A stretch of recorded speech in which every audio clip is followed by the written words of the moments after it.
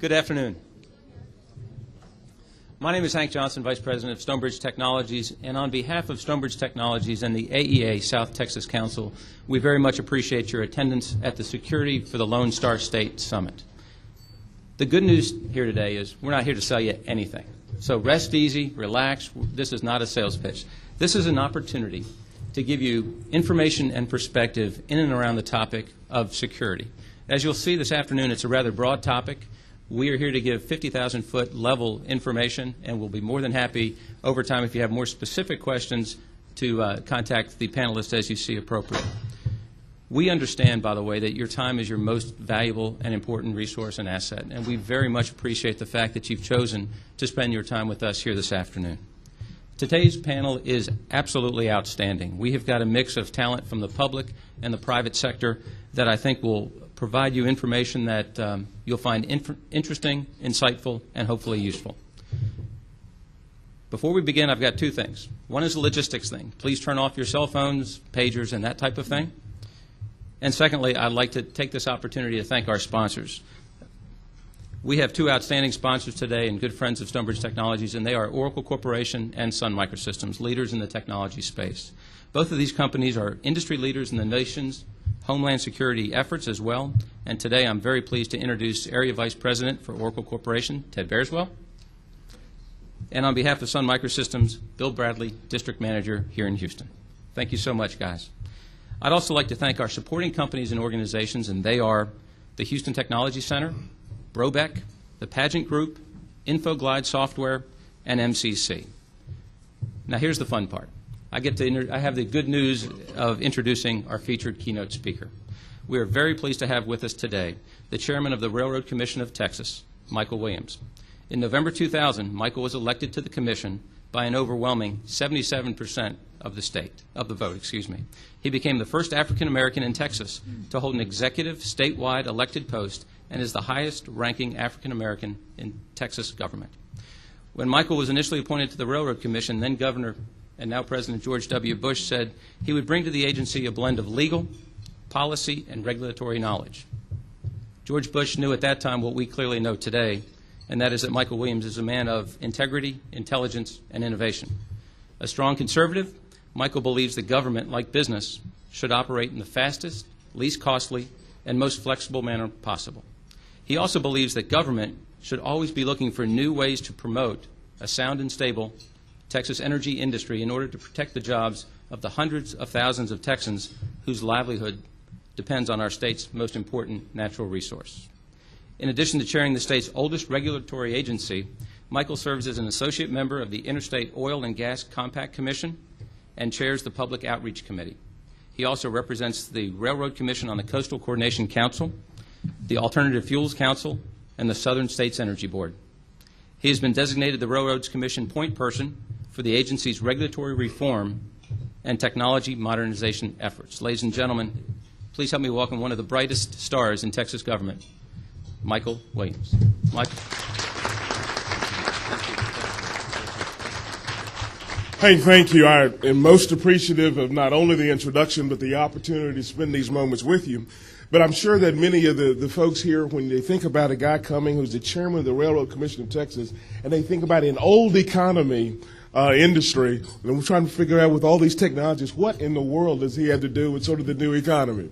You know, it is my pleasure to be here. One of the things that wasn't mentioned, and it's an oversight of ours. Prior to becoming a commissioner, I happened to have been the general counsel of a small telecom firm in the telecom corridor in Richardson, and so it's my pleasure to have the opportunity to be again with technologists and folks from the technology industry. It's a pleasure for me to be here. Let me tell you that one of the things that some of you may know that sort of customary for me to do when I have the occasion to speak to folks, I do two things. One I can't do today. Typically, I move from behind the podium. As I tell folks, I'm an old prosecutor. I like to get close to my jury. You know, generally, I wouldn't stand behind something like this unless I thought you were going to shoot at me, and we should be in a fairly safe room. But since they've asked me, because we're providing, you know, sort of this over the internet, and so I don't get in the way of the folks who are doing their video streaming and their audio streaming, and I stay. They're trying to keep me within the flags, and so I will comply with the request. The second thing that I typically do is to thank someone who's not in the room. Obviously, I have to thank many of you for having been kind enough to send a bald-head guy with a bow tie that wears cowboy boots back to the Railroad Commission of Texas after I was appointed by voting for me back in November. And if you didn't, you'll get another chance some other time. But I also have to thank somebody who's not in the room, and he is the person who made it possible for me to be a member of the commission in the first place. He used to be the governor of the state of Texas. He's now the president of the United States. You know him as George W. Bush. My friends, the president and I have known each other some 22 years. It goes back to when he and I served as officers of the United Way of Midland together.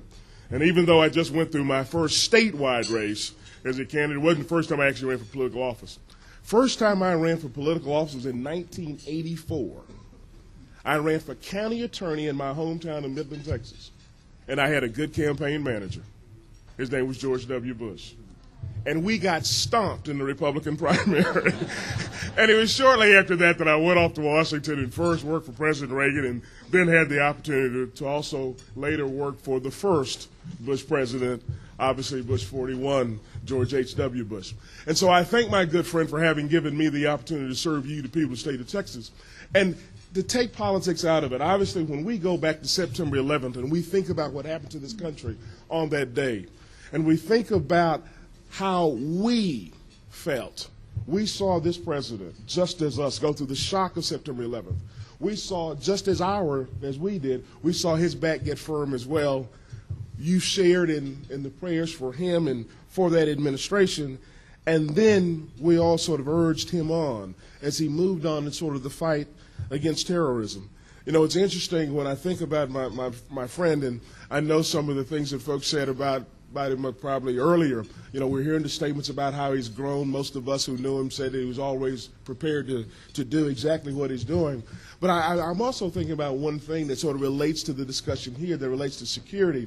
You know, folks talking about the smirk and the head bobbing, and it may have been distracting and may have been bothersome to some folks at some point in time. But you know, when he says that and told us that he's going to bring justice to them or them to justice, and that head would shake, I think for many of us it gave us a tad bit of comfort. My friends, while they are working, obviously, to make sure that America and the world is secure, we still have work to do at home to make sure that Texas is secure as well. And for us at the Railroad Commission of Texas, that means two things. It means not only the security of our people and the critical infrastructure that's in Texas, but it's also the economic security of this state. And I want to talk to us about both of those. And first, as it relates to the economic security, it is also because we at the Railroad Commission of Texas, and I as its chairman, have the unique opportunity to govern, to have oversight over what is still the crown jewel of the Texas economy. The Texas energy and power industry, and we're related to you, but it is still $1 out of every 8 in this state is generated and related to energy and power. That industry last year pumped some $85 billion into the Texas economy, provided some 800,000 jobs to Texans across the state, and my friends, provided that extremely valuable natural gas. That natural gas that we use so much in this state to make sure that we have electricity. The electricity so that, particularly in a place like Houston, where we can be warm in the summertime, but warm in the wintertime and cool in the summertime. You know, this is the only city probably in the state where you can take a shower in July and not get dry until November. And so air conditioning is extremely important. Think about what the experts are telling us. They are telling us that by the year 2010, 8 years from now, in North America, we will need 30 trillion cubic feet of natural gas to power us, the Canadians, and the Mexicans. Because all of us are using our laptop computers, our notebook computers, our DVDs, our BBD. Well, BBDs is something else. But we got all of that electric, we're burning it up. And in this state, 52% of the electricity we generate in the state is fueled by natural gas. And because of the work that you're doing, there is a marriage between that oil and gas industry and yourself. You can't do what you do unless they produce the natural gas. If they don't produce the natural gas, we don't make the electricity. We don't make the electricity. I can plug my desktop in. I can plug my laptop in, but nothing's going to happen. And so it's extremely important that industry is. If you get an idea about 30 trillion cubic feet, anybody got any idea what 30 trillion cubic feet looks like? Hank, when I first, my dad is a former football coach and math teacher. Poor man tried to teach his son both of them. He failed miserably. But 30 trillion cubic feet would be a building the size of a football field, 4.5 miles tall, filled up with little bitty molecules of natural gas. A third of it will have to be produced here in Texas so that North America can turn the switch on and electricity occurs. And so what that means for us at the Railroad Commission of Texas is that we've got to make sure that oil and gas producers put more holes in the ground and produce more natural gas. Of course, we're going, as a state and as a country, we're going to have a full menu of energy sources that would include the nukes, clean burning coal, and of course the renewables of solar and wind, and even the expanded use of ethanol. But for the next, I think, 25 to 30 years at least, the fuel of America and North America will be fossil fuels, principally natural gas. Even that fuel cell that we're talking about is going to have to run off of something. That's going to be natural gas or propane. So what that means for us is that, number one, we at the Commission have to be engaged in the business of reducing the regulatory costs that we impose upon Texas producers, because the rest of us as consumers want that product. You know, the interesting thing I noticed, Hank, when you did the introduction, you didn't tell folks about what I did, about my oil and gas background before I became a commissioner. And I'm sure there's a reason for it. I didn't have one. And so, you know, one of the first trips I made when I was a commissioner, I went out to East Texas. And those of you who know anything about East Texas, folks out in East Texas think that's the granddaddy of oil and gas production in the state of Texas. Those of us from West Texas know better.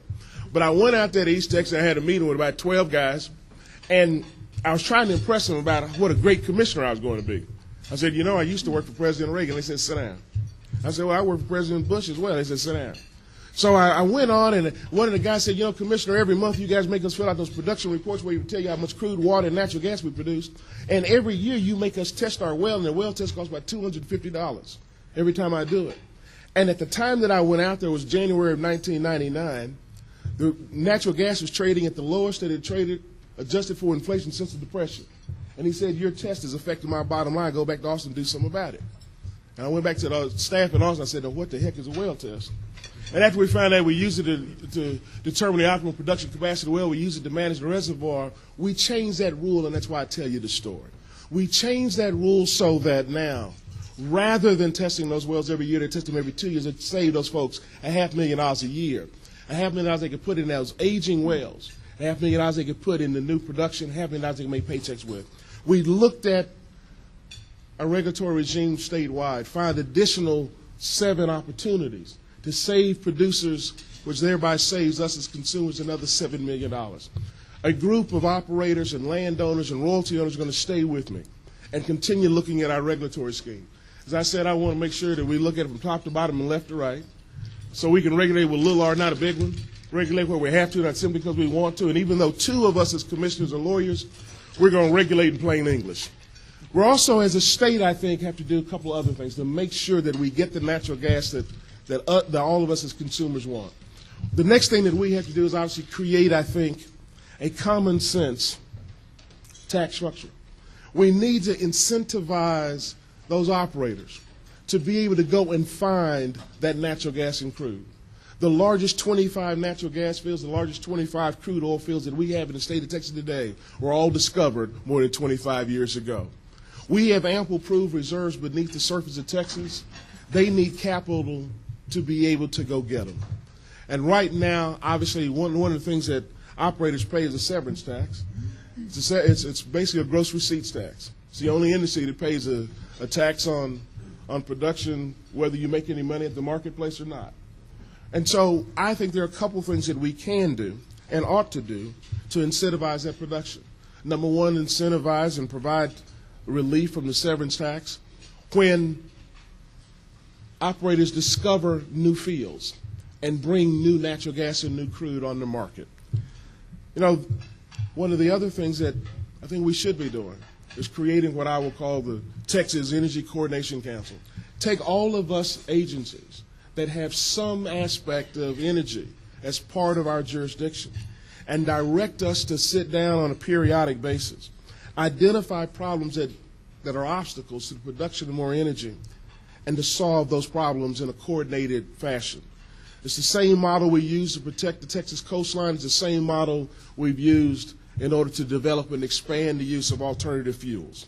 Those are some of the things that we need to be able to do in order to protect the economic security of Texas in bringing that natural gas to market. But obviously September 11th taught us about some other kind of security, making sure that, at least from the energy aspect, that some knucklehead doesn't try to do something to one of those assets. You think about right now, and you look at where we may have vulnerabilities, and I had the honor to serve you on the state's Homeland Security Task Force, one of 18 Texans who had that opportunity. And over the course of several meetings around this state, we looked at our vulnerabilities.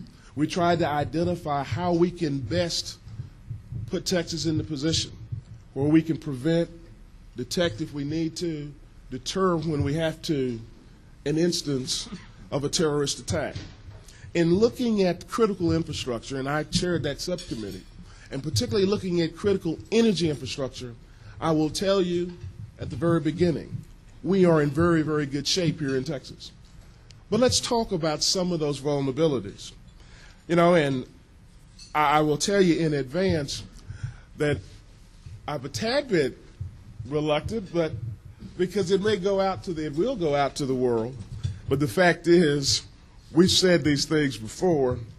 We've testified to these matters before.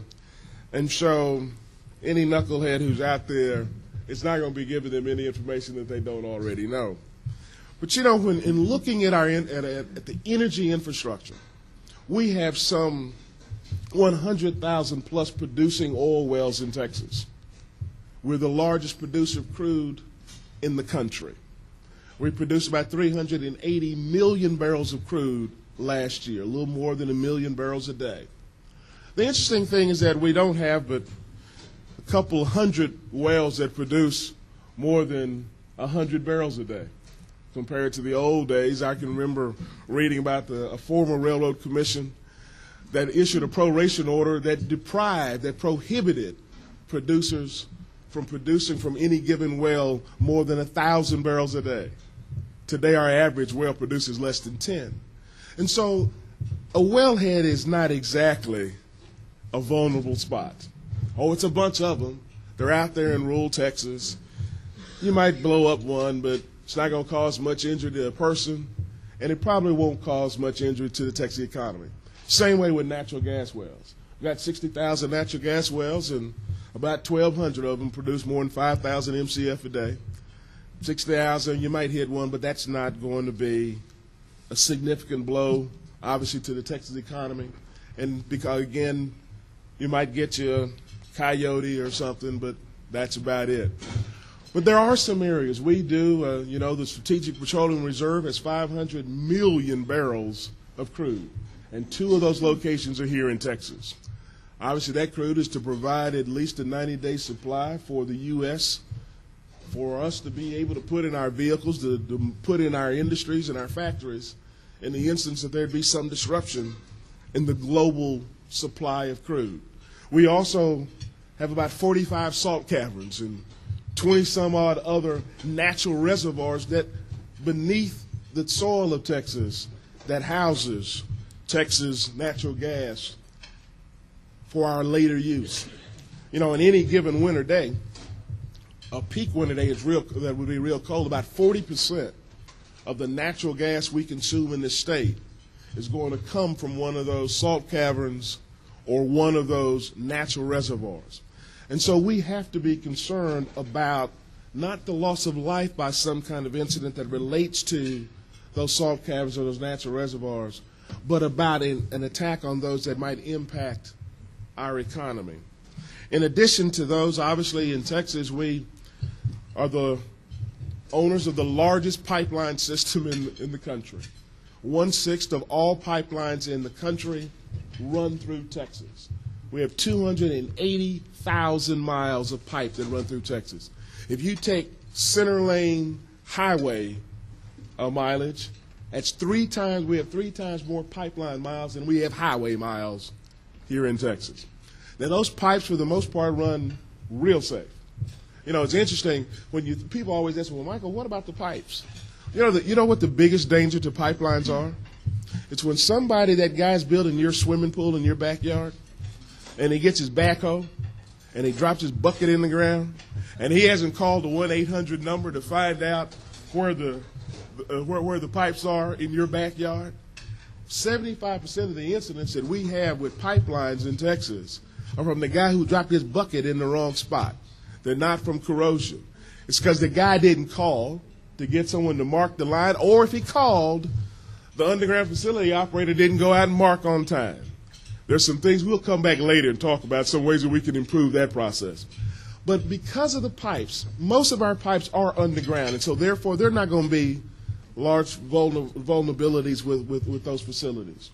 There are pipes, obviously, that do cross water, but I'm here to tell you that our pipeline operators have taken advantage of many of the tools that technologists have developed in order to have measuring devices and signals and things of that nature, so we know that if there's an incident, if there's leakage at the pipe, if it pressures down, they know they can turn it off, they can cut it off, they can get out and to repair it.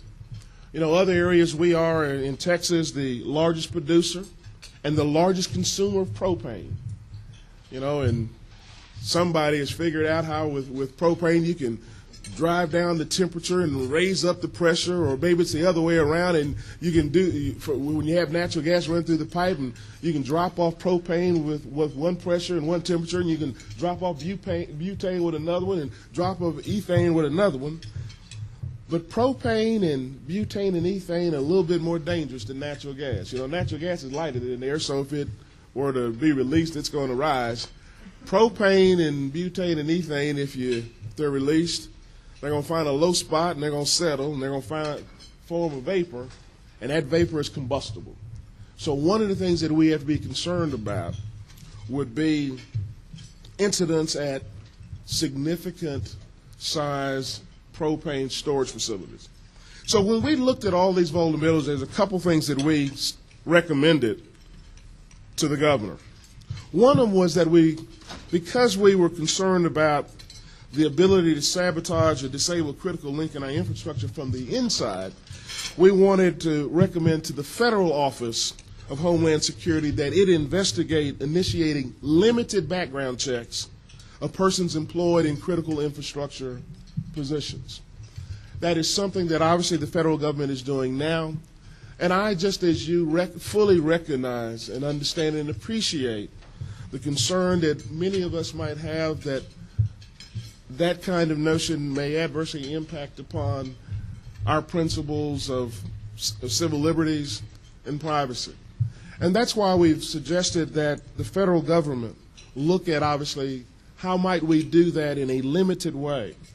A second recommendation that related to our critical infrastructure, that related to our desire to deter terrorist actions against critical infrastructure of the state, is that we better identify and continue to identify those assets that need to be protected.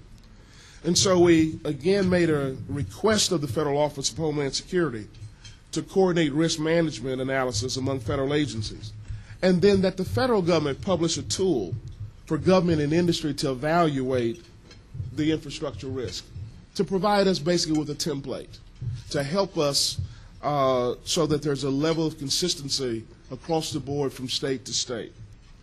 Obviously, there are also times of high alert in Texas that we need to expand the role of the Texas National Guard. You know, after September 11th, I think all of us who are members of the flying public, you know, we saw the National Guardsmen in the airports. But this recommendation would have been a little bit further than that. Not just that you had the National Guard in the airport, but you also had them on the perimeter of the airport. Not just in the terminal with us, quite frankly, scaring me sometimes, because I would see a kid smaller than me with a gun. But that they not only be in the terminal, but they also be on the perimeter. But in addition to that, that if we have information, credible information regarding a threat, that we develop the capacity to deploy the National Guard to protect critical infrastructure, whether it be a storage facility, underground storage facility, whether it be at a pipeline, whether it be a utility, whatever. Another one of our recommendations is that currently, other than nuclear facilities in Texas, there are very few requirements for industry to adopt minimum security standards. One of the things that I noticed on late September 11th, on the morning of September 11th, I was on an airplane. I was flying from Dallas to San Antonio. I did, as everyone was directed to, I had my cell phone turned off. As soon as we landed, a gentleman behind me turned on his phone, and it was his wife calling that told him what happened. We came off the plane and saw on one of the televisions in the San Antonio airport, the second plane hit the tower. One of the things that I canceled my plans in San Antonio and hopped in a car and drove back to Austin and started getting on the phone and calling first the major pipeline operators in Texas, as well as the major gas utilities in Texas, which I regulate. And I was pleased to find out that they had put in place their security arrangements. But it is important that we as a state develop a minimum set of requirements, a minimum standard for security protection. Because many of those plans that they put in place at that time were for some other kind of problem. The guy with a bomb on a knapsack or something of that, we weren't planning for significant events and the kind of events that we saw on September 11th. So I think it is going to be important for us as a state to have the regulatory agencies like mine to develop minimum security standards for the entities that we regulate. Another recommendation is currently there are multiple sources from which threat-related information might be gathered, disseminated. And so one of our recommendations was to establish a centralized point of contact for intelligence information involving critical infrastructure. And that's important for a couple of reasons. One of the lessons of September 11th is that an incident may not come in ones. They may come in ones and twos and threes and maybe fours. And so not only are we going to need to have a centralized location in order to gather that information, but also to disseminate it to the appropriate folks. So if there is critical and credible information regarding a potential threat to, let's say, a Texas pipeline or a potential hub going into the Houston area, to the Dallas area, it will be important to let the folks in another part of the state know that information as well. Now, one of the things that we found through that discussion and that recommendation is that what agency do you provide that information to? And so we're going to have to work through that because, quite frankly, one of the significant principles of our republic and of this state is obviously that of having an open and free government. And obviously when you provide information to me, to the government, then it should be available to you. We're going to, however, there's certain information that, quite frankly, my term today is the knucklehead. We don't want the knucklehead to have. And so we're going to have to develop as a state. And I'm sure that when you had the occasion to hear from the Attorney General spoke to you about some of the possible methodologies that we may set up so that we can gather critical information, but at the same time so that we can protect from having anyone having access to it. As it relates for us developing minimum security standards, one of the things that I think is sort of the process is, rather than having Dynegy send me their plan, and therefore I have it, which means I'll have to turn it over if someone would ask for it, is to have Dynegy develop it, maintain it, and we have the opportunity to have access to it, to review it, determine it for its efficiency, but they maintain it at their facility. Therefore, I don't hold it, and therefore I can do the work that you want me to do to make sure that that asset is secure, but at the same time, I don't have to turn that asset over. You know, those are some of the things that we looked at as it related to making sure that the critical infrastructure in Texas was secure, that we as a state were in a position to deter and to detect and even to prevent, if necessary, a terrorist attack against critical energy infrastructure. Obviously, that's extremely important to the security of Texas, to our physical security. That's extremely important to the economy of the state. Before I leave you and allow you the opportunity to ask questions, I'm going to do something that I enjoy doing, and if you've heard me before, you've heard me do it before, but it's a little story. You ever hear a story, read about a man named Moses? Remember how Moses and people out there in the desert, they knew as hard as they ran, as fast as they ran, they couldn't get away. Why? Because right smack in front of them was the Red Sea. Moses said, look here, I have this cane, it's a blessed and magical cane, and what I'm going to do, I'm going to put the cane over the water. And I'll put the cane over the water will open up. When the water opens up, we're going to walk right through it. When we get on the other side and put the cane back over the water close up, and we'll get away. Now, Moses knew this would work. He prayed over it, he studied, he knew it would work. But he did something we do in government a lot. He formed a committee. Now, on the committee was a lawyer, an engineer, and a doctor. He went to the lawyer. Well, you know a lawyer had to be involved. We're involved in everything. You know, and he went to the lawyer, and he said, Mr. Lawyer, what do you think about my idea? The lawyer said, that's the dumbest thing I've ever heard in my life. Your whole water up in there like that is going to roll downstream, going to flood the people at the other end. We don't own the water rights, and they will sue us. Don't do it. Don't try it. He said, okay. He said, well, Mr. Engineer, what do you think about my idea? And then many of you are engineers, and you know he said this. He said, I've never agreed with a lawyer on anything, but I agree with him on this one. Your idea defies the laws of gravity. You know, if you want to traverse water, you got to build a bridge. Don't try it. He said, well, Doc, what do you think about my idea? Doctor said, look, I agree with the other two. He said, we have sores on the bottom of our feet. Even if we got on the other side, when we walk across that seabed bottom, germs will have gotten up in us and we'll die. Well, in the back of the room was a young man. He said, young man, let me ask you, what do you think about my idea? And the young man said, look, I'm not a lawyer.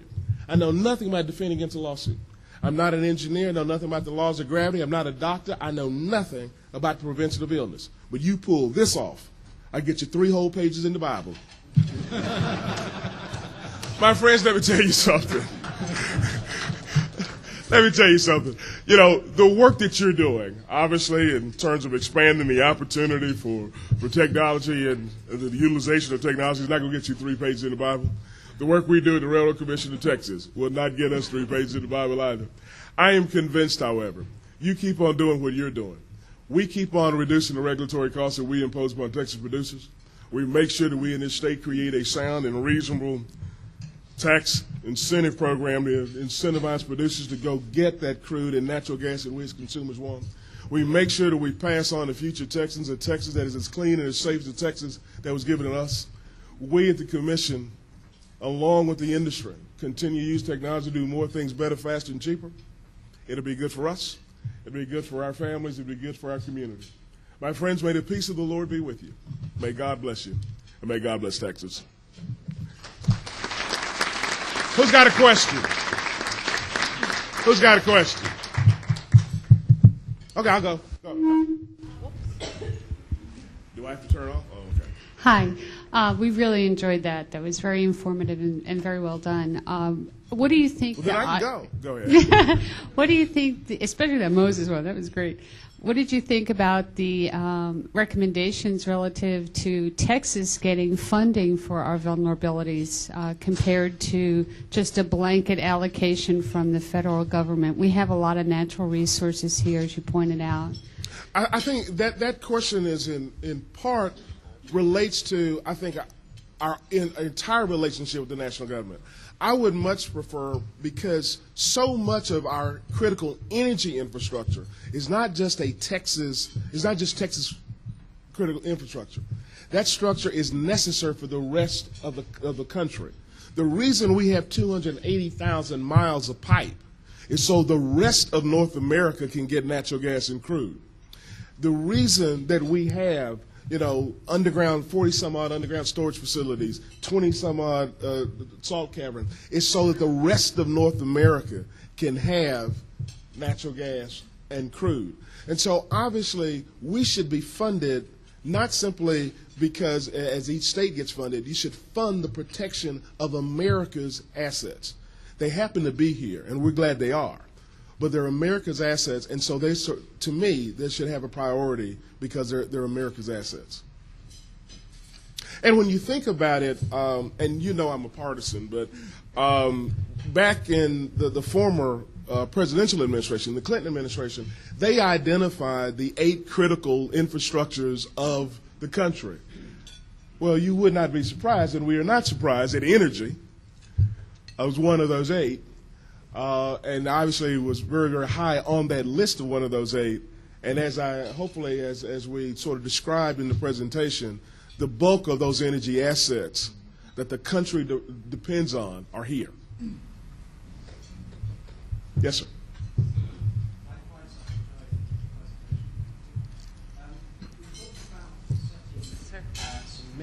Here you go, sir. Sorry. Thank you very much. Enjoyed your presentation. You talked about setting some minimum standards for business security, and I was wondering whether you had any further comments on how that might work, part of an accounting audit or a central body or certification program.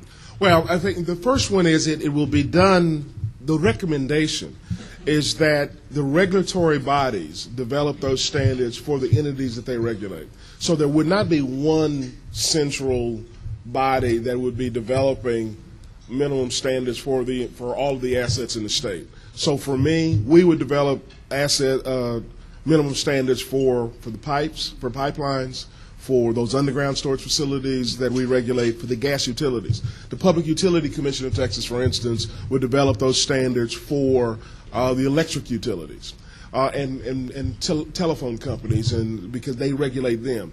And one of the reason for asking the Office of Federal Homeland Security to help all of us as states and to develop a template is so that there is a template. If we're going to have Railroad Commission of Texas and Public Utility Commission and other agencies developing minimum standards, not only do we want consistency across the board, we want to have consistency from state to state. And that's why we're asking the federal government not to send down to us and mandate for us what we have to do, but to help all of us as states and as agencies within our states by providing us with what I will call technical assistance, if you will, the value of their expertise, sort of a template that we might be able to use. Not that we have to. You know, I'm native born and bred Texan, so I surely don't want them telling me what I have to do. But I'd like to have the benefit of their expertise, and so that was the reason for it. In certain areas, we already have that. I mean, in certain parts of this state, we move H2S gas. H2S, the sour gas, is some nasty stuff, but it's valuable stuff.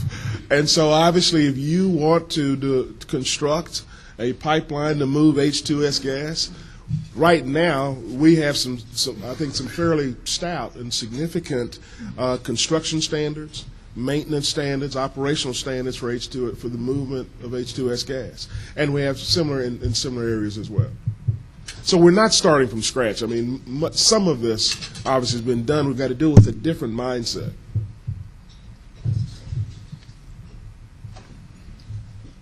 Michael, on behalf of the audience, let me just say one thing. Wow. I had fun. We Thank appreciate you. your energy, your passion, and your leadership. Thank you very much. You. We appreciate Thank your you. time.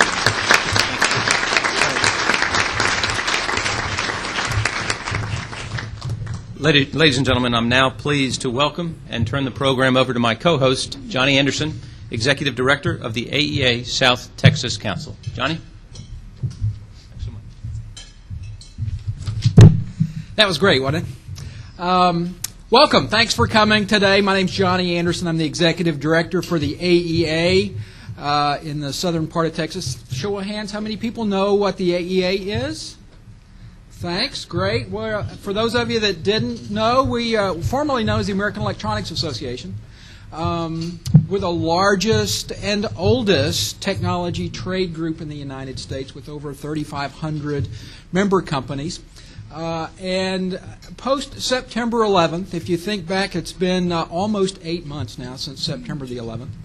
Our members obviously had a major concern around security and infrastructure security. One of our roles is to help facilitate information between members and government, members and community, and we went on a mission to put on security summits all over the United States. In Texas, we've done Security Summit in Dallas. In the Austin area, we helped supported the Critical Infrastructure Security Summit that the Attorney General John Cornyn supported. And today we're here in Houston to talk and to examine really the issues that confront us as a nation, as a community, and as businesses. Because we really have to focus on all three areas when we look at security. At the Attorney General's conference that he had back in February, Zoe Yaxley, who many of you have met, and I got the opportunity to see a presentation by our next presenter, Dr. Kimball Bennett. Dr. Bennett is the Associate Vice Chancellor of Engineering and the Director of the Texas Engineering Extension Service at Texas A&M. TX's primary function is to provide training and technology transfer services to the citizens of Texas. It's also nationally and internationally recognized for its training programs in firefighting, law enforcement, emergency medical services, public health, public utilities, and anti-terrorism. TX is also the lead state agency for responding and coordinating search and rescue emergencies under the State Emergency Management Plan. In 1998, Congress named TX the home of the National Emergency Response and Rescue Training Center. The center focuses on all types of emergency response training, particularly those involving mass casualties and caused by acts of terrorism. Dr. Bennett was appointed by President George W. Bush to lead the Department of Justice Domestic Preparedness Assessment and Strategy Development for the state of Texas. This action was initiated while President Bush was then Governor Bush. Dr. Bennett was also chosen by the FBI to serve on the blueprint panel that developed the mission and goals of the FBI's National Domestic Preparedness Office. He has provided expert testimony on Homeland Security.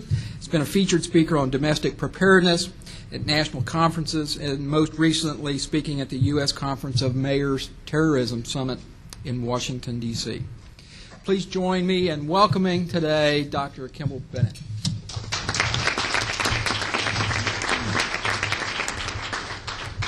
Thank you very much. It's certainly a pleasure to be here today.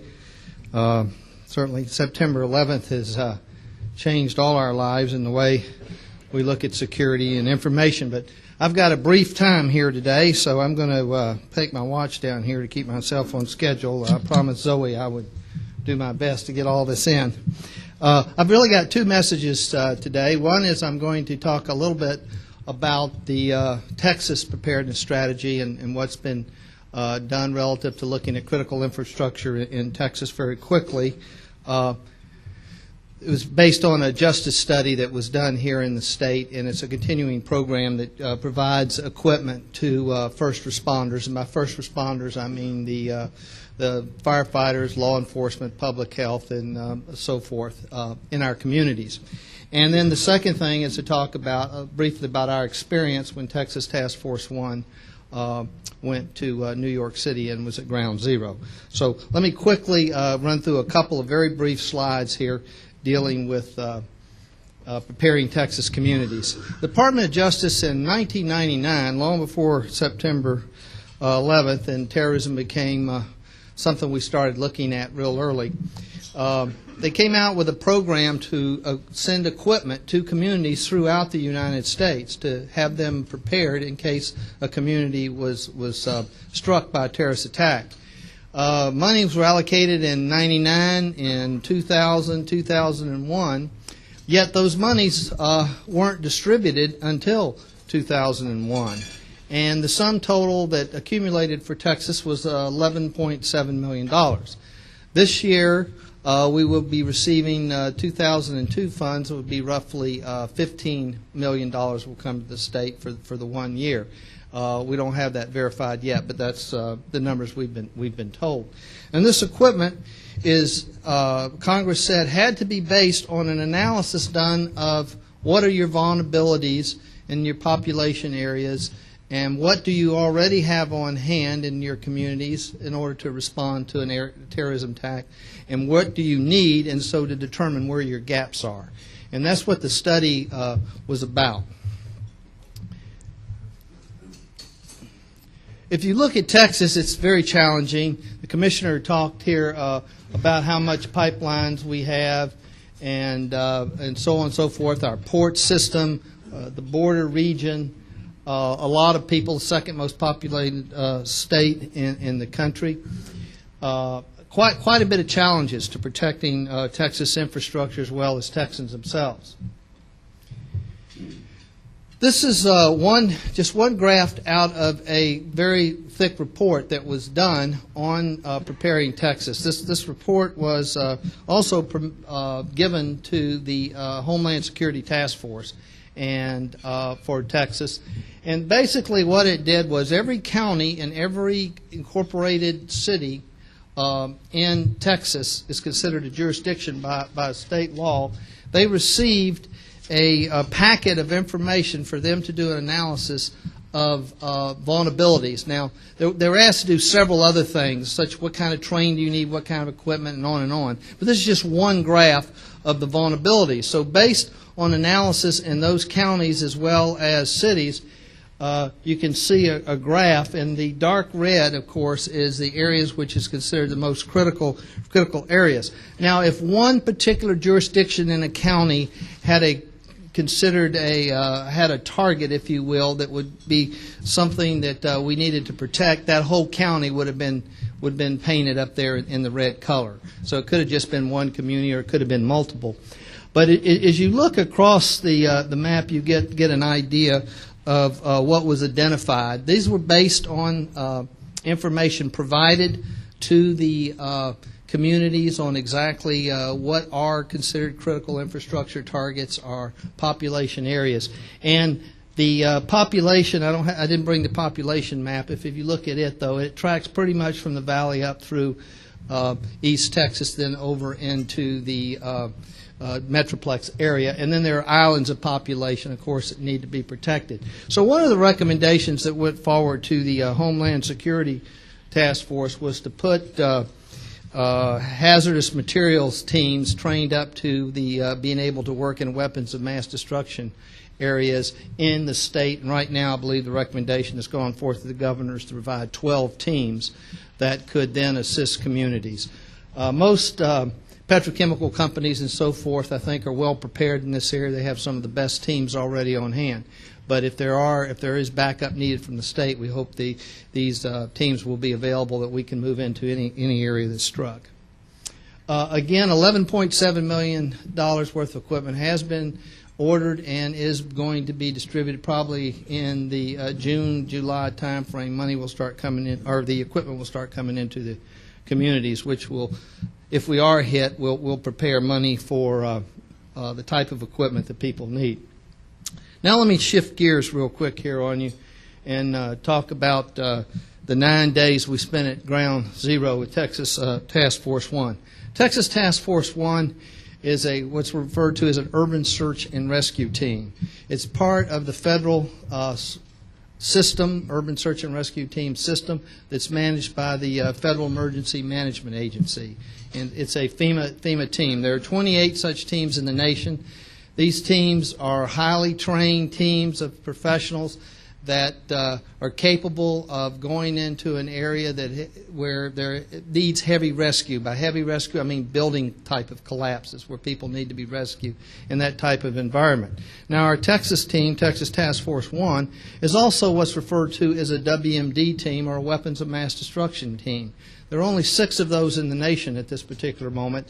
The other 22 teams will be given funding in the 2003 time frame, should be brought brought up to the WMD level. But we have 6 teams in the nation right now that are WMD teams. Unfortunately, we have one that's based right here in Texas.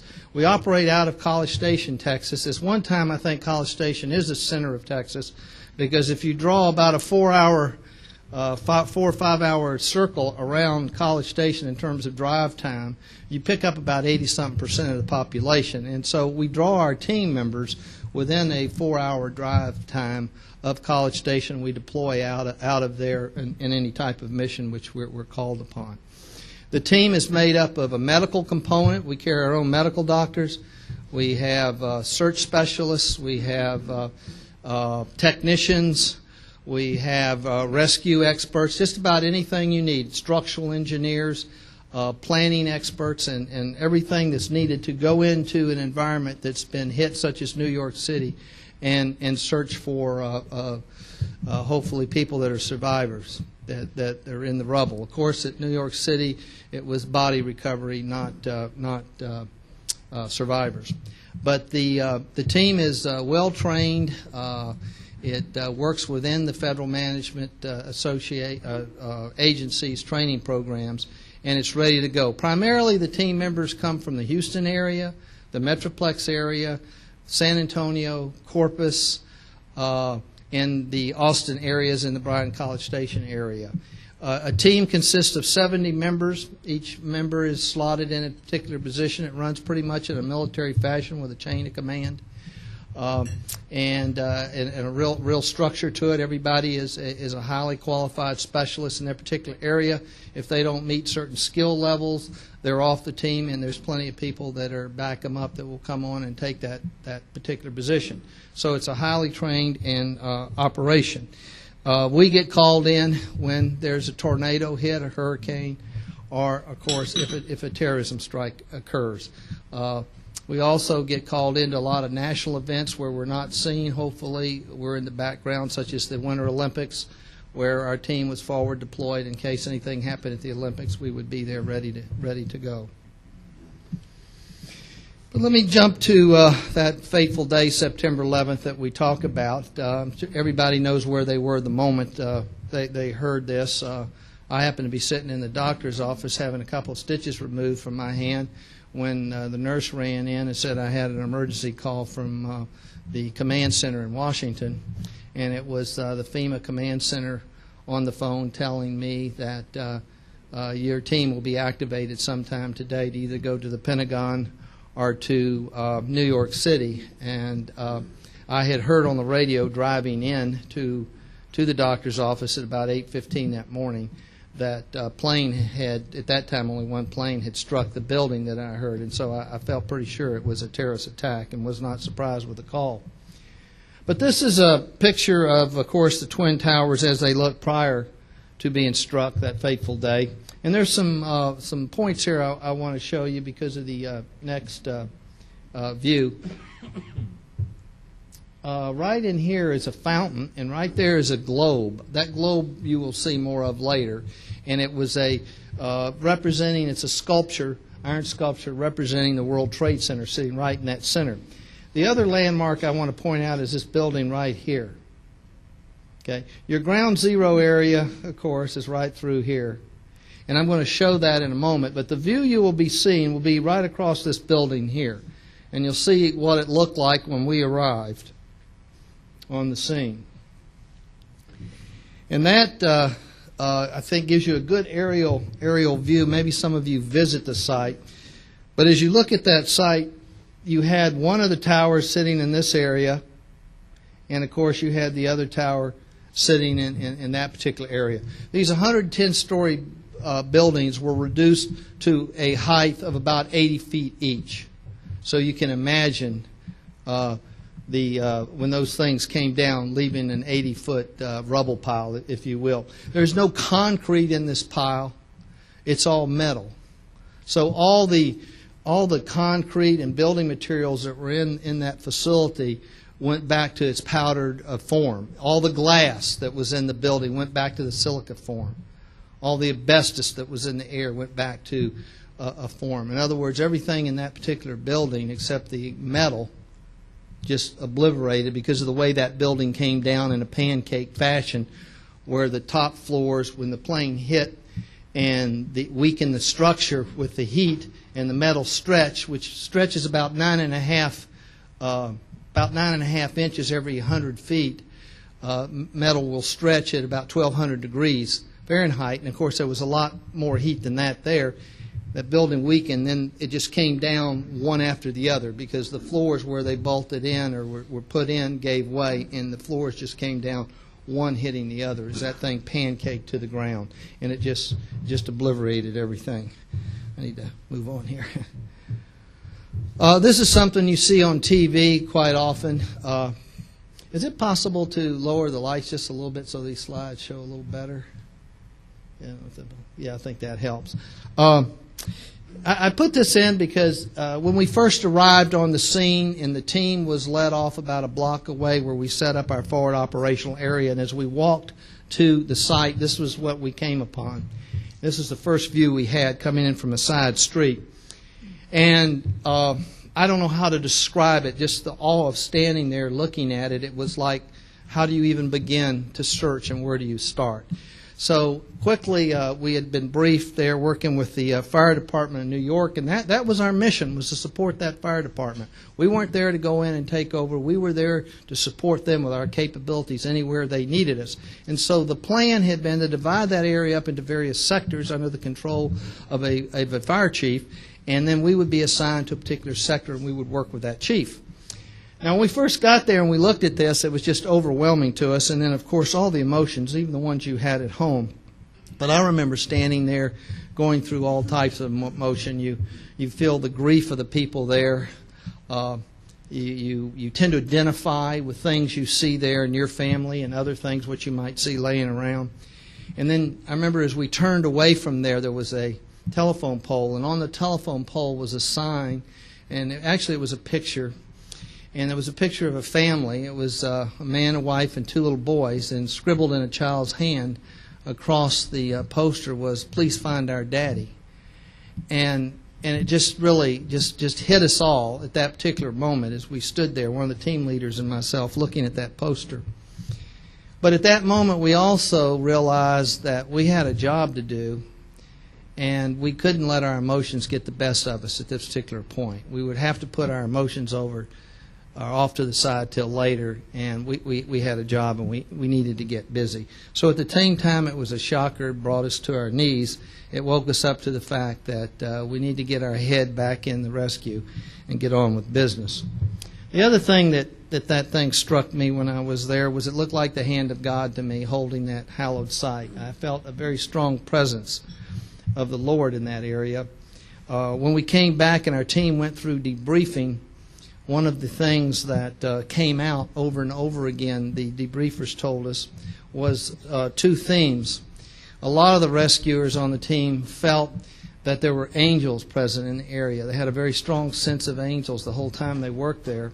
Others felt the screams of the souls that haven't departed. There was a strong sense of that. I fell into that latter group as I stood in that particular site.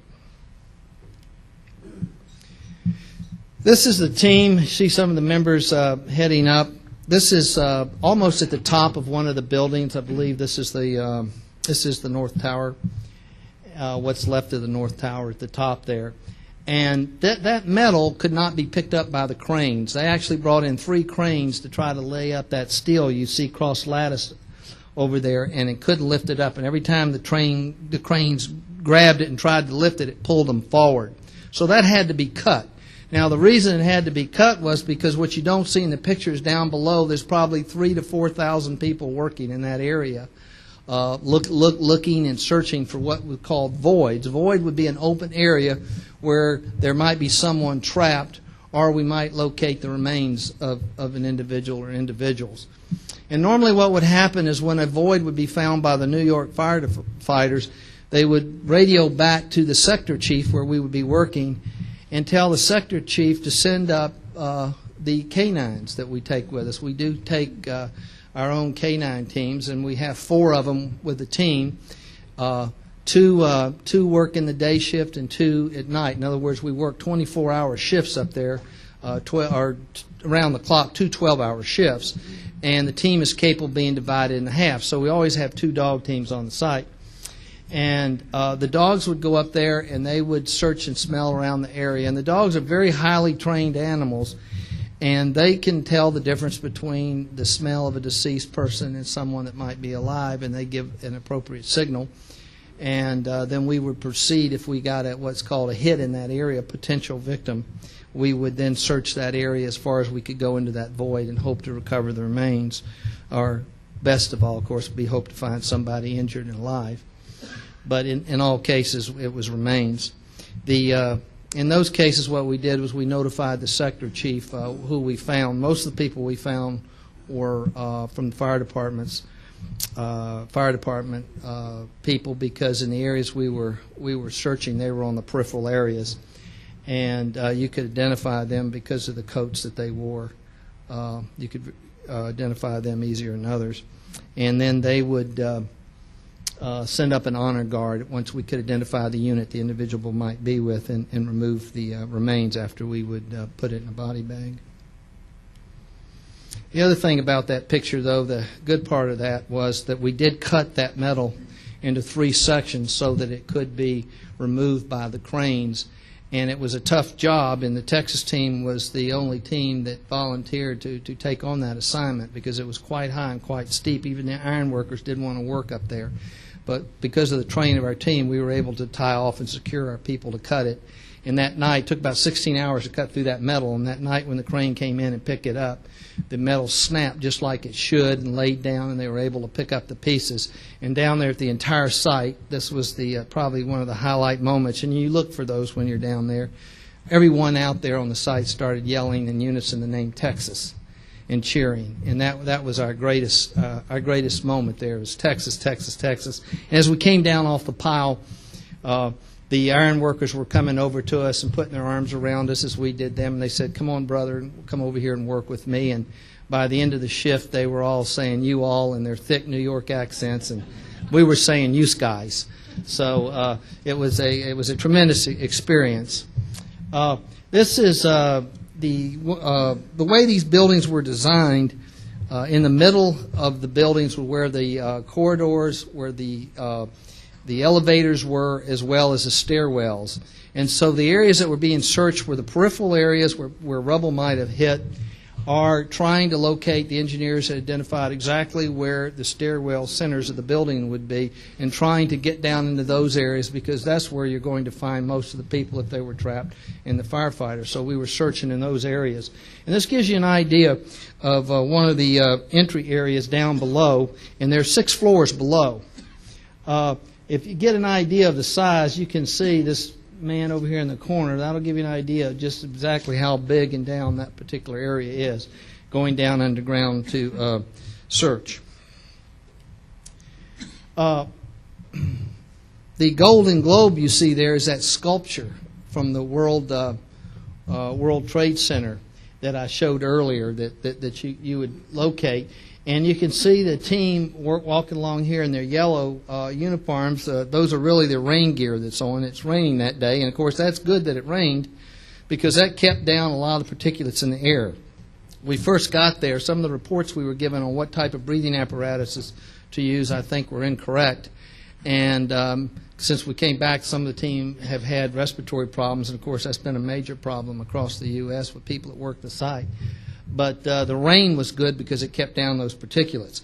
Another interesting thing in this picture, and the reason I have it up here, is right along here, right through there, is like about a 15 to 20 foot kind of cavern that was cut in there, and that's where one of the planes landed that went through the North Tower, and it plowed right into that particular area.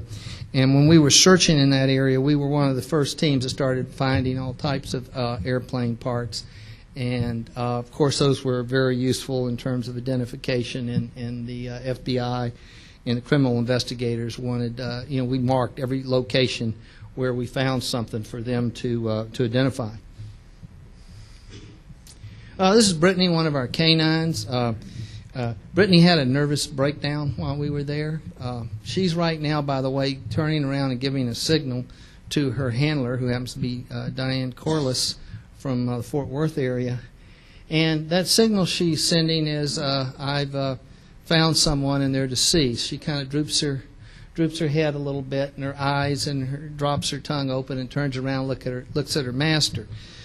Some dogs give that type of signal. Other dogs will whine, will stay in the area and whine, although we prefer this type of signal because sometimes it's so noisy in the disaster area the whine may not be picked up. If it's a live victim, the dog would be very excited, jumping around, wagging its tail, barking. So she's sending back a signal that there is something in that particular void area down in there that we need to look at. But she had a nervous breakdown. I was back at the base of operations when a call came in and said we had one of our canines down.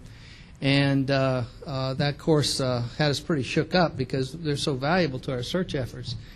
And what it was she had just had enough, and they carried her down. They actually had to carry her off the pile. She just sort of sat down, wasn't going to go anywhere. And they carried her down, got her little rubber ball that she plays with a rope tied on it, played with her for a while and tossed it. And then we took some of the team members and hid them in the rubble pile and let her find them alive. And she got all excited and was happy. And about 3 hours later, she went back to work. But it just shows the sensitivities that these animals have to death, just like you and I have. Maybe even more so. Of course, this is something we saw too much of. After we would bring the body bag down to the site, or the honor guard would carry it, there would be a location where last rites would be given.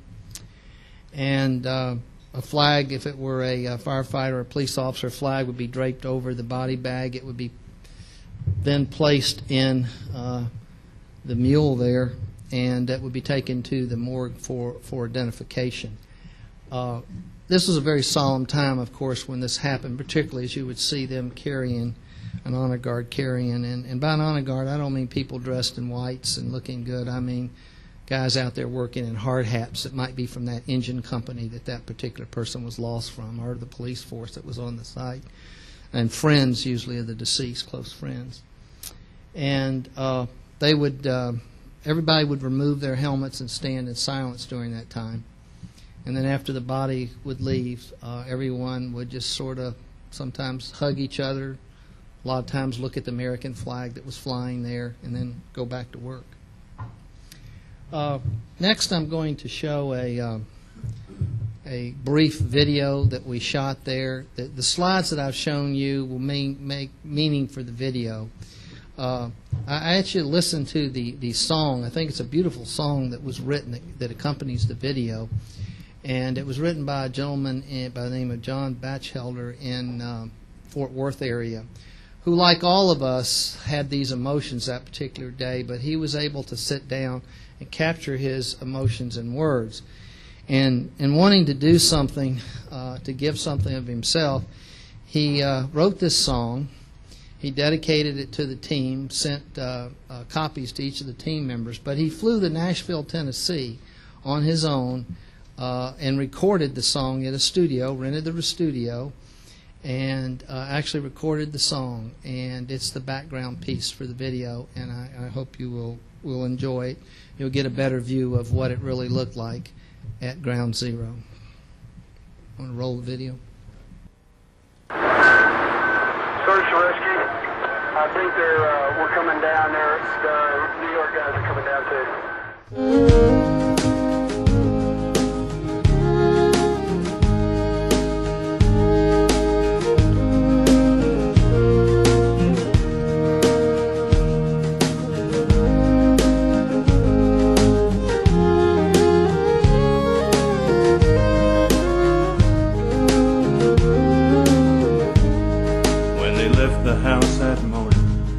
Going out to face the day, most did not consider what a price they'd have to pay.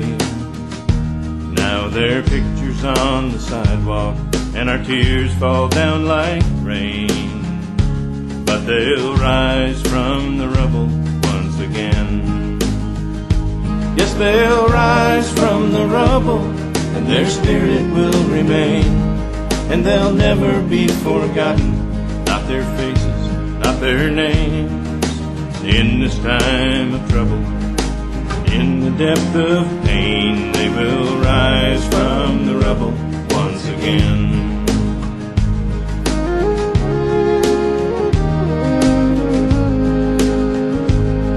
Do you recognize a hero? How different can they be? Those who rush to save another in a time of tragedy. Well, no greater gift is given than a life unselfishly.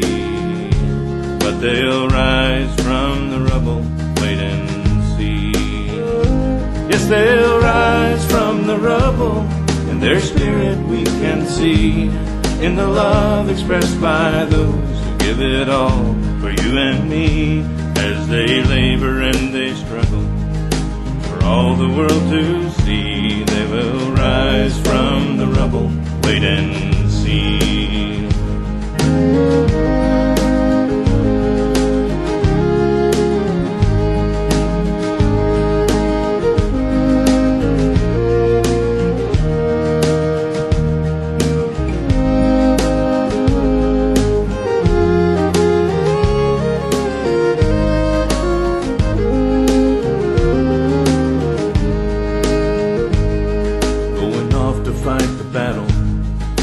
Freedom won't be lost like so many have before them. Can we ever count the cost?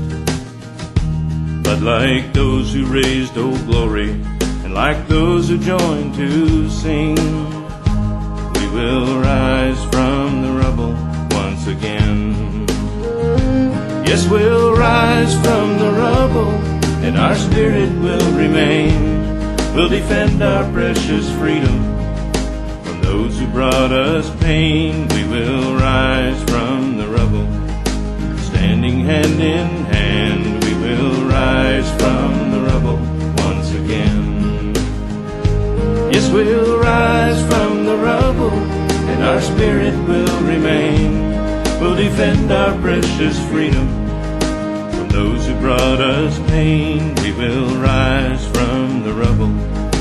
Standing hand in hand, we will rise from the rubble.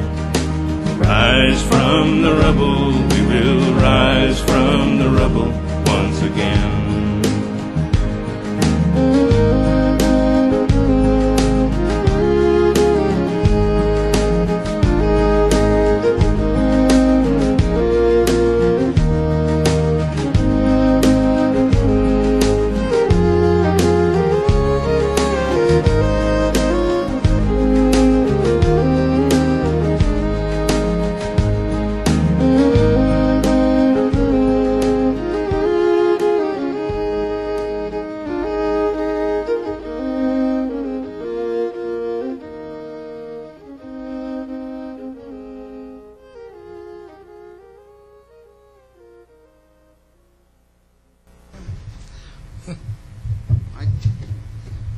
For the work that you've done and the sacrifices and all of the dedication of you and your team, Stonebridge Technologies, AeA Texas Council, on behalf of our members, our board of directors, would like to present you with the Texas Home State Hero Award. Oh, thank you.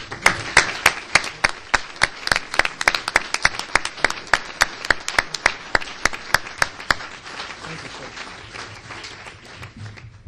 sir. Well, I don't know what to say, except on behalf of our team, I thank you very much.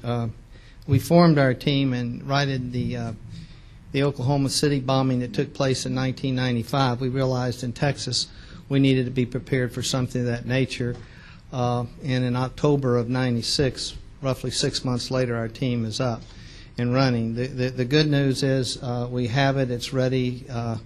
It's on call 24 hours a day, and ready to help any of our Texas communities or industries that are hit. So thank you very much for this. I'll certainly share this with our team members. Thank you.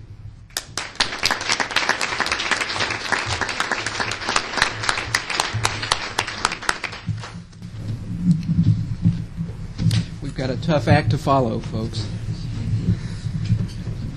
I guess if he wants to believe that the center of Texas is in Bryan College Station, that's all right with me.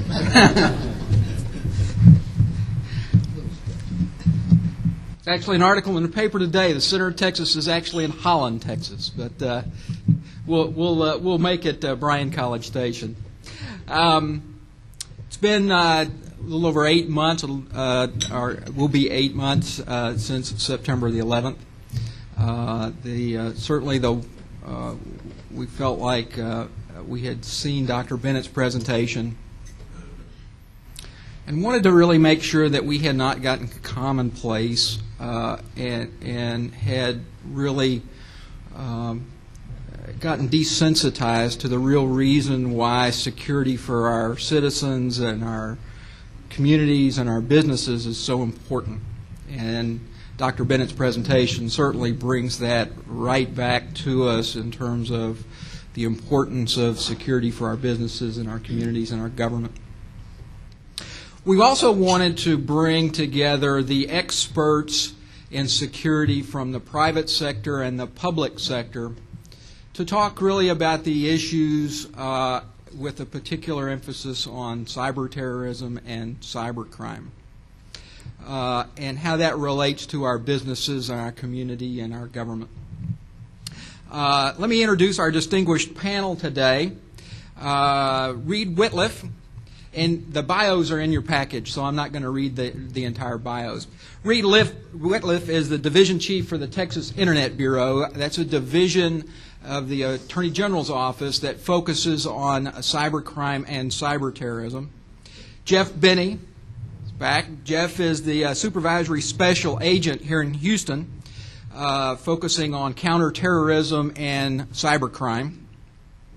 Hank Johnson, who you've met already, is the VP of Infrastructure Security Solutions for Stonebridge Technologies.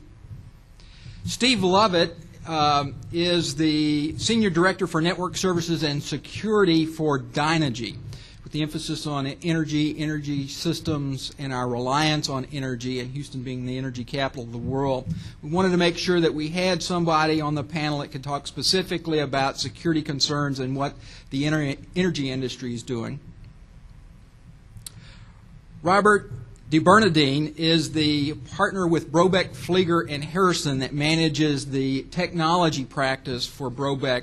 Brobeck is the leading law firm for technology companies in the United States, and Robert brings a distinguished background in advising companies around cybercrime and cyber terrorism.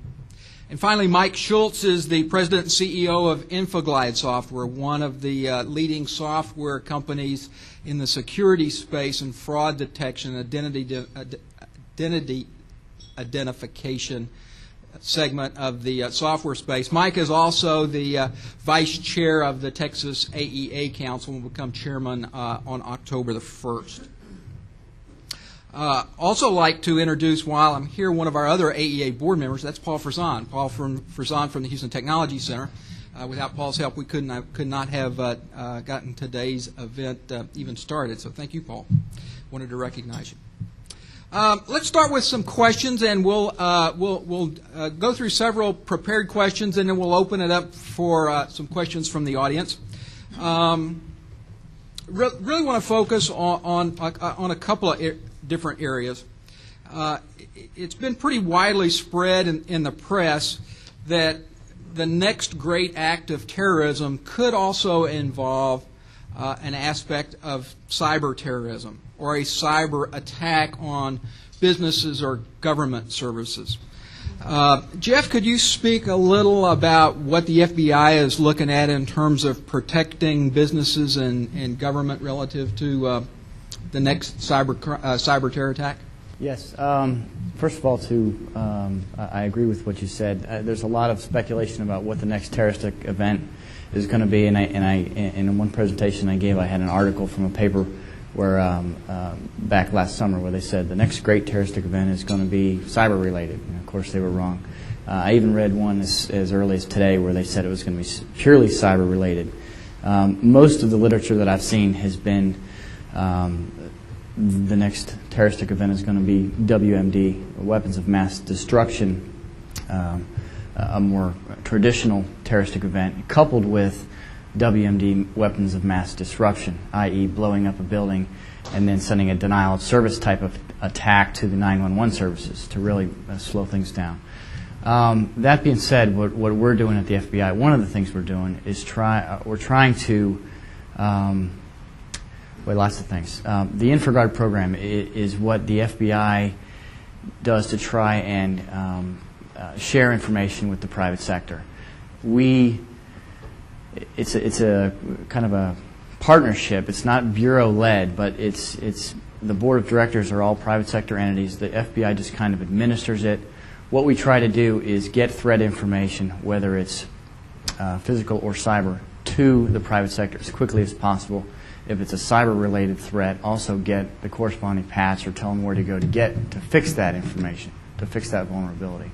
It also provides for some really cost-effective training, really cheap training, some good conferences that some companies that should maintain some security on the internet can afford, which is nice for them. Another one of the things that we're doing that has also been referred to here is we're trying to go out and identify those key assets, and that's an FBI term.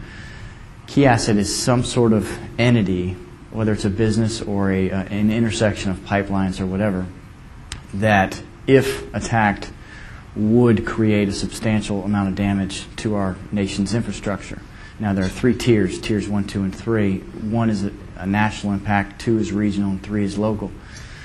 The Bureau does not go out and identify these key assets and then do a threat assessment. We identify them, try to get point of contact information, and what we're also trying to do is develop a website with corresponding email capability to disseminate not just cyber-related threat information, but also physical.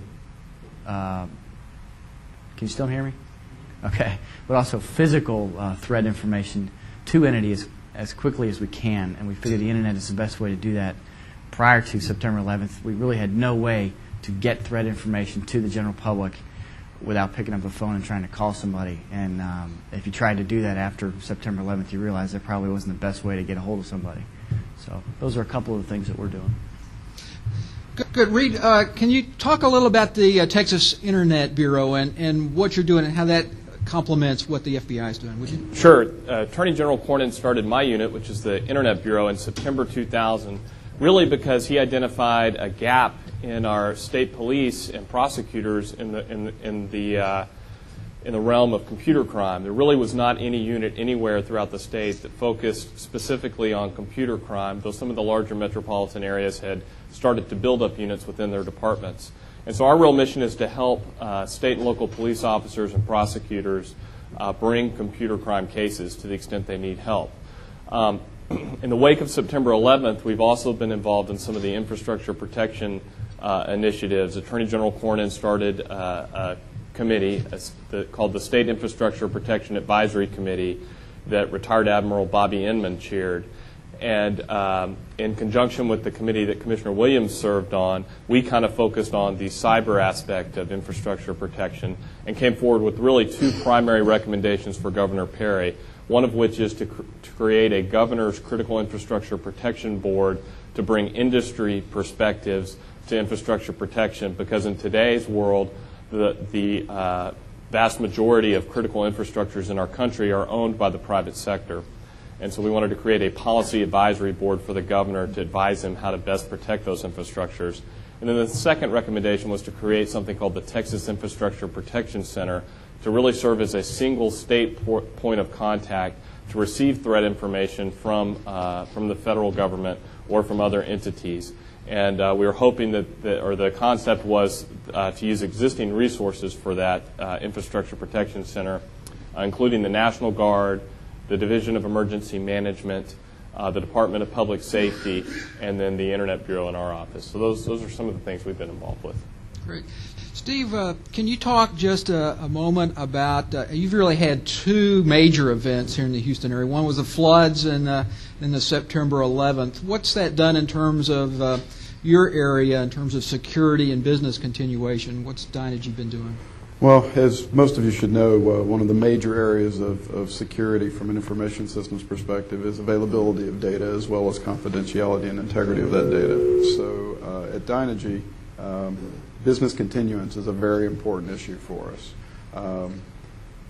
Traditionally, a lot of companies will plan their business continuance and disaster recovery in a remote site. The plan generally is you put a bunch of people on an airplane and you get them off site when something goes wrong at your major site. September 11th, that was not possible. Who could have imagined that the airspace of the entire United States would be shut down? We at Dynegy, fortunately, have always viewed our business continuance and our disaster recovery efforts as coordinated but separate efforts. While our systems were continuing to be up and running either in our main facility downtown or in our disaster recovery site, we actually locate our business people in a different location that is easily within driving distance of Houston.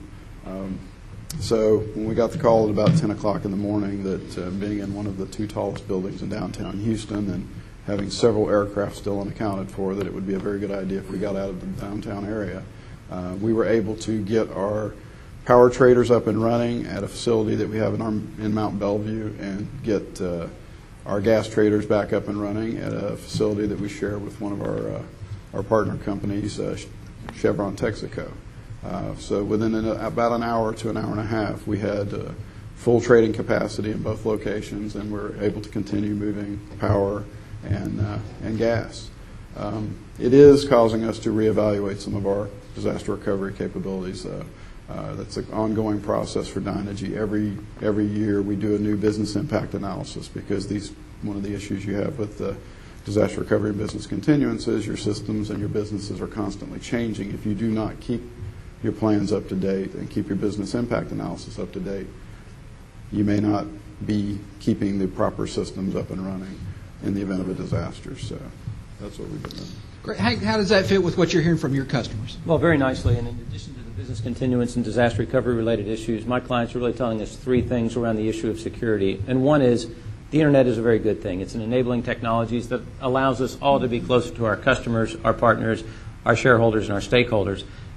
And there's good news and bad news. The good news is we're more informed and more efficient than we've ever been before. The bad news is with the Internet and the power of the Internet, the bad guys are at the proverbial front door. And if we as organizations are not taking appropriate measures, we're jeopardizing our business because today, as Steve talked about, this is an availability of data and application world that we live in.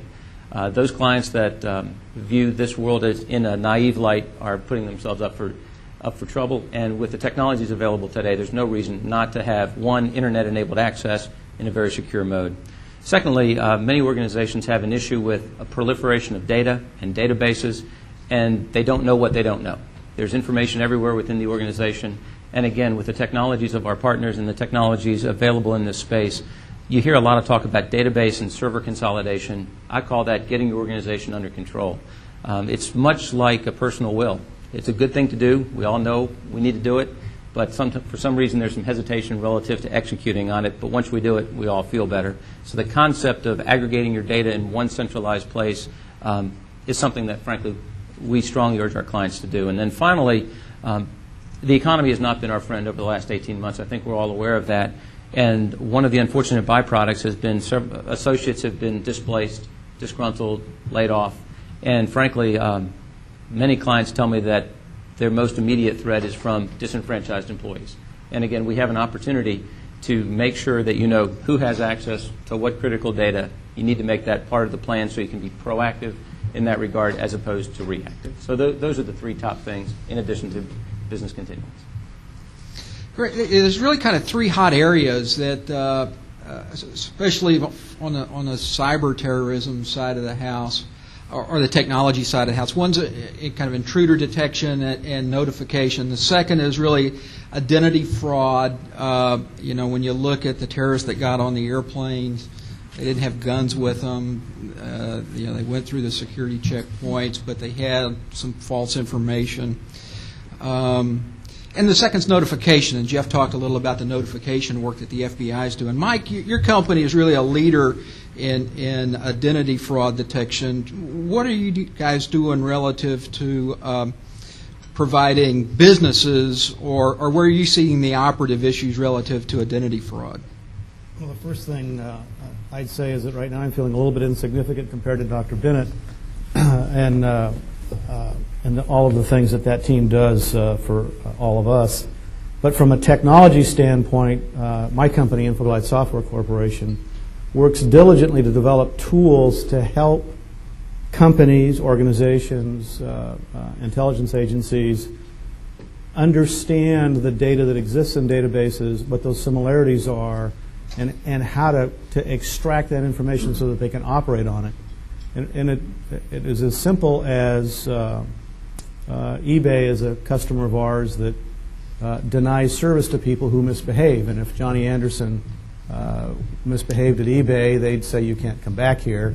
And this afternoon he could go back as John Anderson and spell his name just a little bit differently with an E perhaps as opposed to an O, and get right back into the system. And software tools like ours, using similarity search techniques, actually understand that Johnny Anderson is Johnny Anderson is Johnny Anderson, no matter what he says his name is. And so Infoglide Software provides tools for the government and for companies like eBay, for insurance companies to track fraud, especially around aliases, the who are you, and then the what are you doing. Great. Robert, could you give us some insight on from a kind of a legal standpoint, on when a company is cyber attacked, what are the legal recourses that a company has? Well, first I'd like to say that you know that this meeting is pertinent because last night I was with my daughters and we were watching a DVD together. My daughters are 3 and 5 years old, and we were watching Scooby-Doo and the Cyber Virus. And it turns out there's actually a book, Scooby-Doo and the Cyber Virus, too. So cybercrime is really out there mainstream. If you know it's a Scooby-Doo, full-length DVD, by the way. If you know Scooby-Doo's on it, you know it's pertinent. Obviously the law is a deterrent. And, fortunately as a country we don't, draft laws that say you have to do this for security, you have to do that for security, you have to do this for IP. It's all your choice. But you can be wise about your intellectual property and try to protect it, and then give the law teeth so people from the FBI, whatever, have a better case in bringing actions against people that might want to rip you off. And so there's a lot you can do with as far as intellectual property by having the right copyright notices, making sure that everything, your trademark notices are there. If you have an area of your network or your database that is only authorized for certain individuals, make sure that's clear. Access to this is pursuant to a identification code. Only authorized people are entitled to be here. If you're not authorized, don't come here. And the reason for that is that most of these crimes, the computer crimes that you hear about, are intent crimes. So the government has to prove that the person there knew they were taking something that they weren't supposed to be taking, or knew they were doing something that they weren't supposed to be doing, or accessing something they weren't supposed to have access to. And so if you have all these notices on your web page or in your databases, whatever, it's easy for the government to come in and say, well, look, you knew this, you intended to take this, you knew it was wrong, and therefore we can, you have a better case against them. And so the deterrent effect of the laws are given more teeth by doing that. Great. Well, this is a free-for-all. This is not going to be addressed to any one person. What do you think the next type of cyber attack will be against a business or government? What do businesses or governments need to be doing to protect themselves? Anybody want to take a shot at that? Mike? The purpose of the attacks, although oftentimes pointed at people, and that's an awful thing in and of itself, but the purpose of the attacks is to damage and destroy to the extent possible the economy of our country. And so if you look at the pieces of our infrastructure that are economically related, Chairman Williams talked about energy as an example, but golly, it goes across everything you can imagine. We have 2 major intercontinental airports in Texas, Dallas-Fort Worth and Houston Intercontinental Bush Airport. We also have one of the largest ports and ship channels in the world, in the Houston Ship Channel, and I would expect all of those physical infrastructures to be subject to some level of threat. For heaven's sakes, we have 35,000 airplane takeoff and landings a day in this country with 3.5 million passengers a day, and 1 million containers of cargo coming in every month into this country, and there's just a tremendous amount of opportunity for misbehavior relative to the economy and our economic structure. I'd be worried about those things. I'll chime in. I think in terms of the most prevalent or most likely attack, it's going to be the ones that everybody sees all the time. A virus that's going to get into a network, or a web page defacement, which seems to be the most prevalent. And in terms of harm, the viruses cause massive amounts of harm in terms of monetary damage and are a big headache for everybody. The web page defacements are not that, maybe not that serious, though. I know a lot of state agencies like the Lottery Commission, when its web page gets hacked, they're upset because it strikes at the heart of their business, which really is public confidence in the game. And so I think those are probably the most prevalent. Jeff? I'll add my 2 cents. I think that everybody, not just the corporations, need to take IT security a little bit more seriously. And I apologize if anybody's heard this scenario before, but I use this to illustrate my point. If you compare a physical intrusion to a cyber intrusion, and the way we kind of view those, you'll, I think, agree with me that from the very beginning of a physical intrusion, first of all, people take those more seriously. You feel better if you drive into your workplace and it's gated or it has security guards or what have you. If somebody does perform a physical intrusion, you're immediately kind of horrified at what's going on. But the chances of them actually stealing something of value in a physical intrusion are probably not that great. Chances of getting caught are great. Chances of going to jail are pretty, for a substantial amount of time, are pretty high. And when you get out, you're a felon, you're a criminal, and nobody really thinks too much about you. Contrast that with a cyber intrusion. It's a lot easier to get in. The chances of getting caught, first of all, the chances of it getting reported to law enforcement are probably not that great. If you do, the chances of getting caught might not be that great because of the way the laws are written and because of the international nexus. If you do get caught, your chances of going to prison are probably not great, mostly because it's probably a 15-year-old that's doing it. If you do go to prison and you're a substantial hacker, your value in society probably went up. There are a lot of former hackers out there that are keynote speakers at things just like this. They testify before Congress. We, for some reason, treat them as cybersecurity consultants, when I think that we should probably view them as felons, which they are. Steve, how about Dynegy? I know you've obviously been thinking about that a lot, probably pre-September 11th, but probably more so post-September 11th.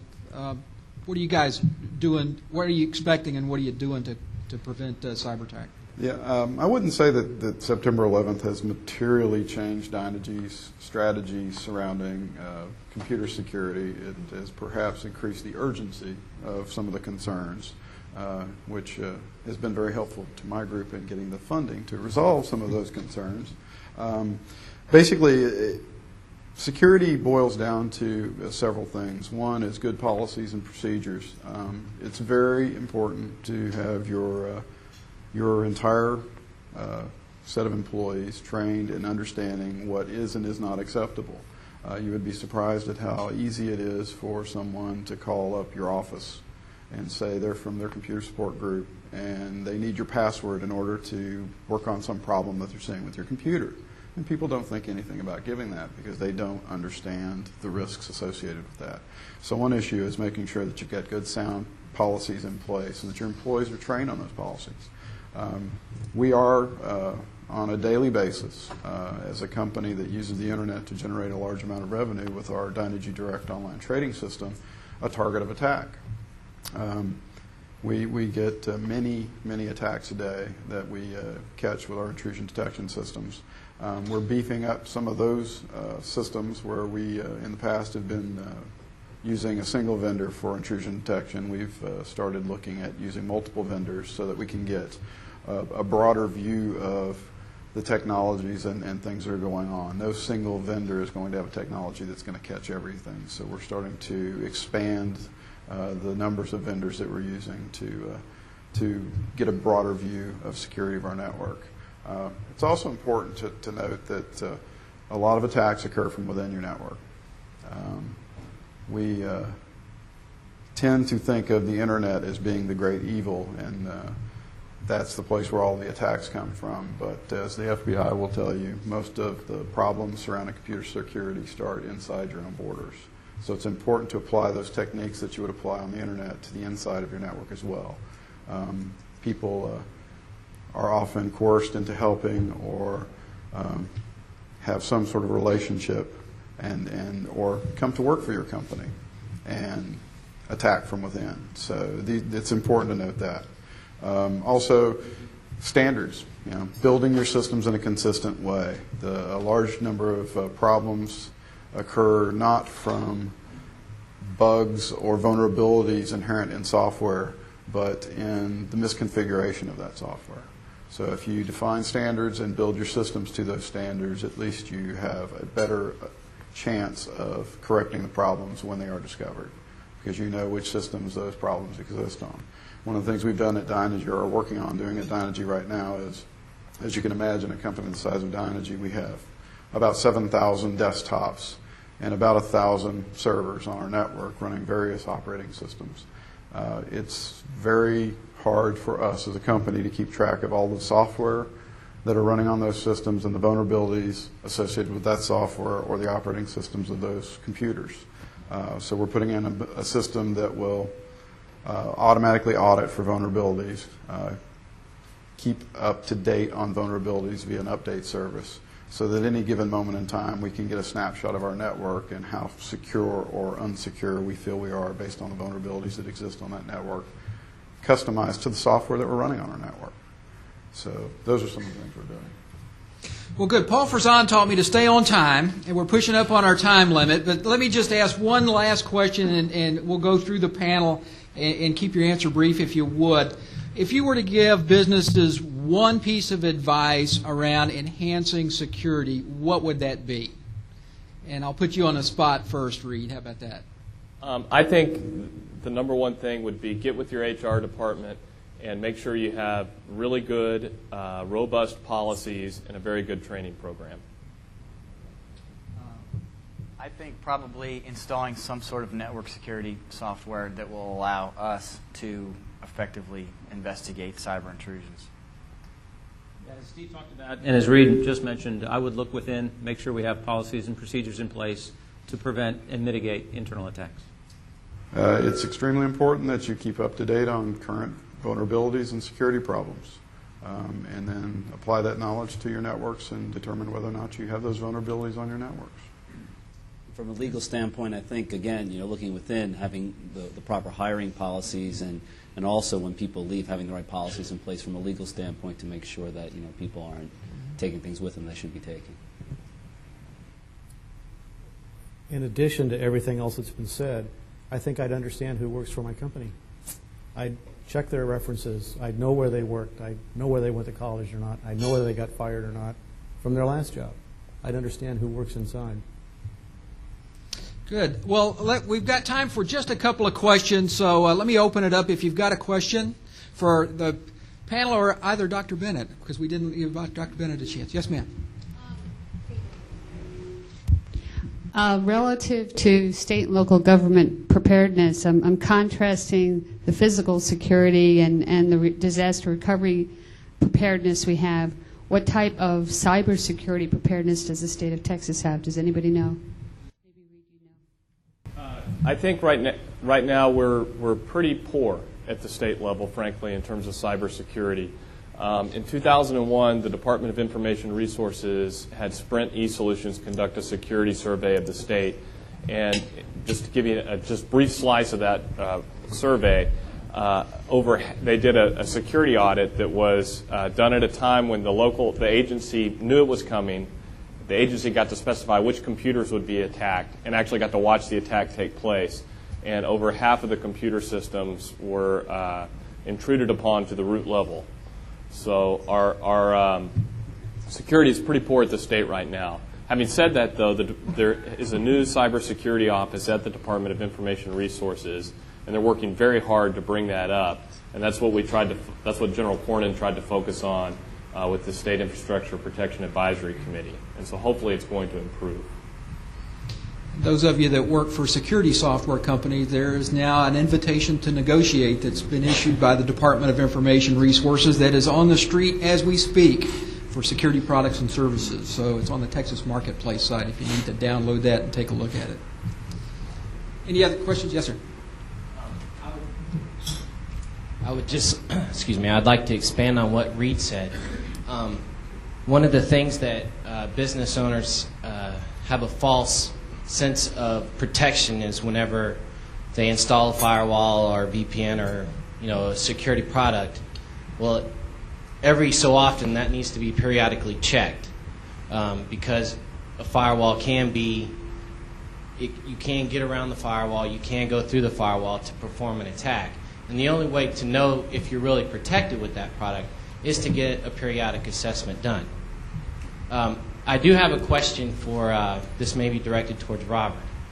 Being a business owner, can I be held responsible if someone uses my assets to perform, let's say, a denial of service against another company? Can that company hold me liable? It depends. First of all, if you have a contract with them, the contract may require that you provide a certain amount of security, or you live up to a certain amount of professional responsibilities. Usually the requirement is that you provide, quote, state-of-the-art, close quote, security, and that will be in a lot of contracts you enter into. It's just required. But also, if you don't meet a certain standard of care, if you're negligent in how you approach your product and that negligence results in a security breach to a customer of yours, then yes, you may be responsible for that, just in a simple tort negligence cause of action. There are in certain types of businesses there are government protection. So if you're an internet provider, for instance, you're protected if people use you to go through you to get to someone else. But in a lot of situations, you're not. So you have to be careful.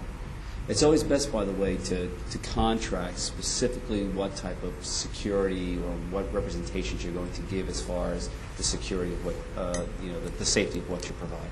So there's no laws governing my business that can hold my company responsible? Unless you do something that's negligent. If you build a firewall and the firewall doesn't work the way a firewall is supposed to work, and someone buys your firewall and then they're breached and they lose a certain amount of information, they'll sue you for negligent, providing a negligent product. Let's do this. Was there another? Well, I just want to add a little bit. I understand that after Yahoo experienced their denial of service attack a year or two ago, they started sending letters to the different computers that were used in that denial of service attack saying, you were used to attack us, unbeknownst to yourself. You maintain some sort of poor security. You're on notice. The lawyer in me is telling me that they're doing that for one reason, so that if that happens again, they can use that in their future lawsuit. It hasn't obviously happened yet. Whether or not they'll be successful, I don't know, but I think that's kind of where they're going with that. Great. Well, let's do this. I'm sure the panelists will be around after we finish if you've got any other questions. Join me in thanking the panel, if you would, please.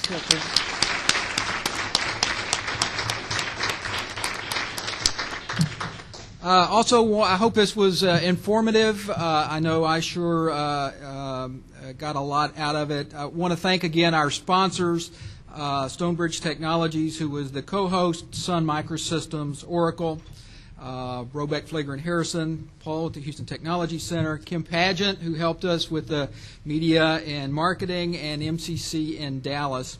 Been asked to tell you, if you haven't gotten your parking validated, you can do that on the way out. The next AeA event that's of importance will be July the 17th in Austin. It's going to be a day-long seminar for technology companies that are trying to understand the opportunities with the state of Texas. So with that, I thank you again for attending and enjoy the rest of the day.